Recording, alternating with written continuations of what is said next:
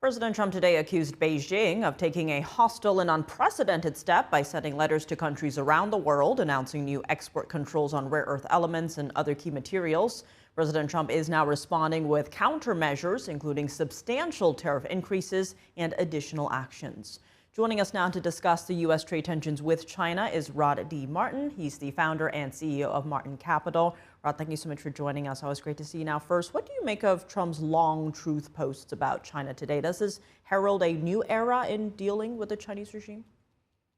It very likely could. The president's clearly very upset at what she has done, and he ought to be. She is using rare earths as a tool to bludgeon the Western powers, and it's a really foolish mistake on China's part.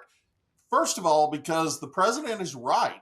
When he says, for every element that China has that it can use against us in this way, we have two. And he's not wrong, whether you're talking about the intellectual property of advanced chips, whether you're talking about wide body jet aircraft, whether you're talking about, operating systems, all kinds of things that they're very dependent on, that they really have to have. GMO seeds, they can't do without what Monsanto sells them.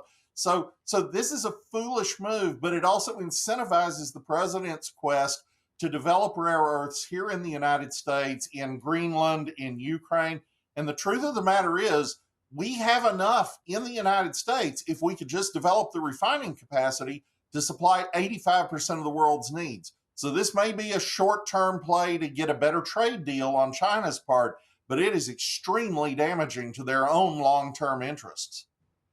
As you just pointed out, right, China corners the market on rare earth processing. Now, President Trump saying in the post that other countries have contacted the U.S. and are, quote, extremely angry at this great trade hostility, which came out of nowhere. How do you see other countries responding to this, not just what we've seen from the U.S.? I think we've already seen a tremendous hardening of resolve in Europe, which is kind of staggering because the Europeans are never all that resolute about anything. But they have begun to see China as the enemy that they are. They are not warm fuzzy. They are not just a friendly trading partner. These are people who are clearly out to dominate the world, not necessarily through conquest in the way that the Soviet Union was, albeit Taiwan might beg to differ. But as far as the rest of the world, just vassalize us. And this is, again, penny wise and pound foolish.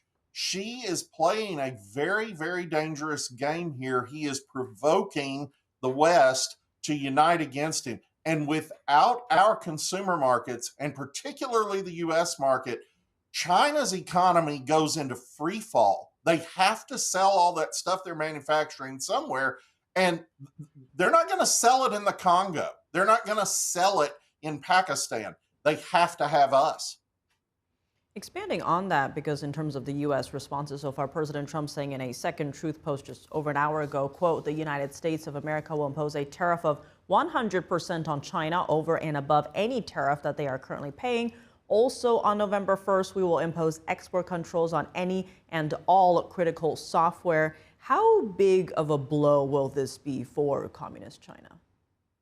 A very, very big one. And he's only going to ratchet up from here if they don't come back to the table. Now, the truth of the matter is, he put it on November 1, and today is October 10. He has yet again given them plenty of time to rethink what they've just done. But I come back to their need for our consumer market. They are an export-driven economy. We are their largest trading partner. They can't do without us. And we saw what happened during the early phase of this trade war back in the spring. Their economy started shutting down. And Trump has the means to do that. He's completely blindsided here. That's obvious from what he had to say. He really thought that we were on track to get to a really high-quality trade deal. I did another show a few days ago where we were talking about Xi's interest in investing $1 trillion into U.S. manufacturing. All of a sudden, that's gone poof. Nobody's really clear why yet. And it makes you wonder if there is turmoil within the Chinese leadership, which, as you know, we've been talking about now for months. There's clearly been some turmoil there, and perhaps that's affecting this in some way, perhaps not. And speaking of being blindsided, Select Committee on China Chairman John Molinar saying in a statement, quote, China's action today, that was yesterday, is an economic declaration of war against the United States, adding that every American will be negatively affected by China's action. And that's why we must address America's vulnerabilities and build our own leverage against China. How do you see the U.S. moving away from, say, reliance, dependence on communist China? Well, you saw some of it this week in the Senate passage of expansion of mining and drilling in North Dakota, Montana, and Alaska, which the Biden administration had inexplicably cracked down on as part of their Green News scam. And as we reinvigorate domestic production, we just don't need China that much. Honestly, we can do without their stuff.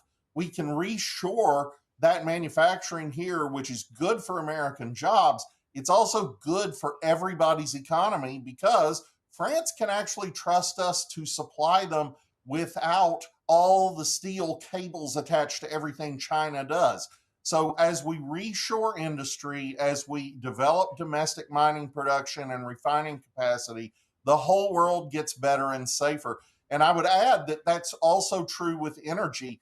This trade deal that the president made with the European Union over the summer that provides just a huge amount of energy from the United States not only helps the US economy, but it weans Europe away from Russia's energy production. This is making the world better. I don't know why China would want to contribute to our making the world better.